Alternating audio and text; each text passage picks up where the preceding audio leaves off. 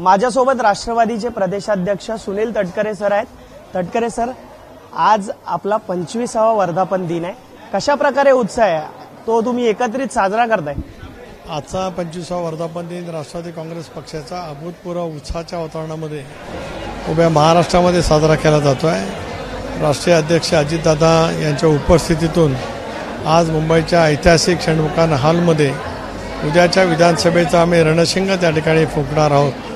महाराष्ट्राला विकासामुख अधिक करणं, शिवशाहू फुले आंबेडकरांची विचारधारा अधिक मजबूत करणं, या भूमिकेतूनच पुढची आमची यशस्वीपणाची वाटचाल त्या ठिकाणी राहणार आहे।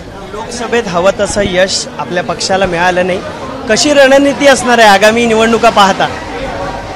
काही निवडणुकांच्या मध्ये वेगवेगळे परिमाण राहत असतात, थोडेफार फेरबदल होतात, पण ते जरी असलं तरी सुद्धा एकंदरीत आपण स्थिती पाहतो आहात। देशामध्ये इंडियाचं सरकार प्रस्थापित झालेलं आहे, आम्ही ताकदीने कामाला लागू। मंत्रिपदाची शपथ घेण्यात आली, मात्र राष्ट्रवादीला जागा मिळाली नाही sir.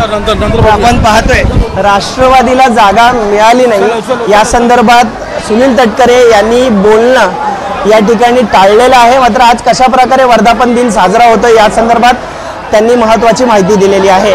Cameraman Hemant कदमसह Alpesh Karkare, ABP माझा, मुंबई।